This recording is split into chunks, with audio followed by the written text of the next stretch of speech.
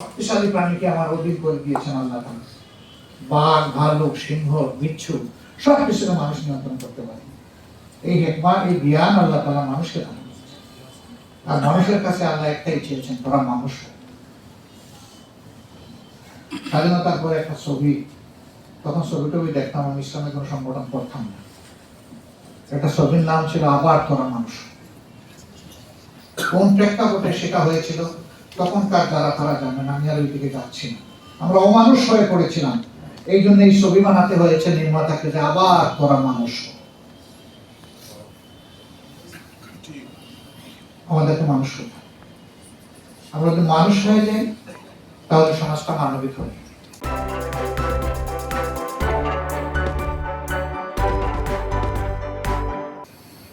আমরা এরকম একটা বাংলাদেশ গড়ার স্বপ্ন দেখি।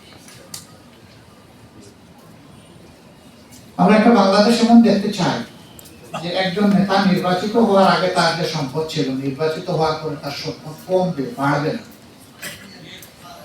কারণ তিনি জনসভা করতে গিয়ে শুধু সরকারি টাকায় পারবেন না, তার নিজের টাকাও তাকে খরচ।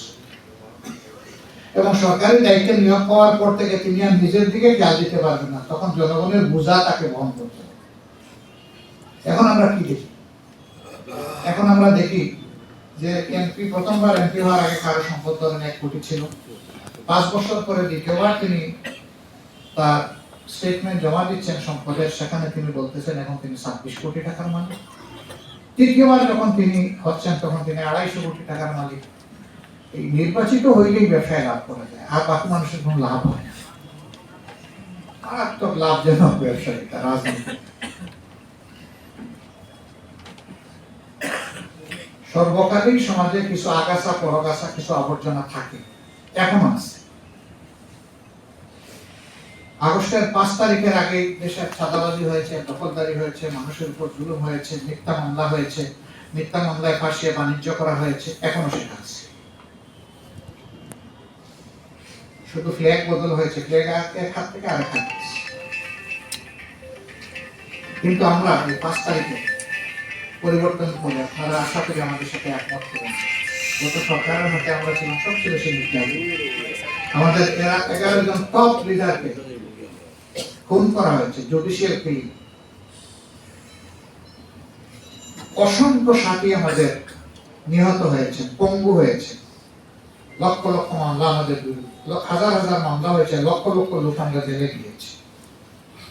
আমাদের সবগুলো অফিস, শুধু সিলেটের অফিসটা ছাড়া সারা বাংলাদেশের কেন্দ্রীয় অফিস, সমস্ত অফিস 13.5 বছর এক থাকে সিলগালা ছিল। আমরা 1 সেকেন্ডের জন্য অফিসে ঢুকতে পারি, আমি আমার কেন্দ্রীয় অফিসে ঢুকতে পারি।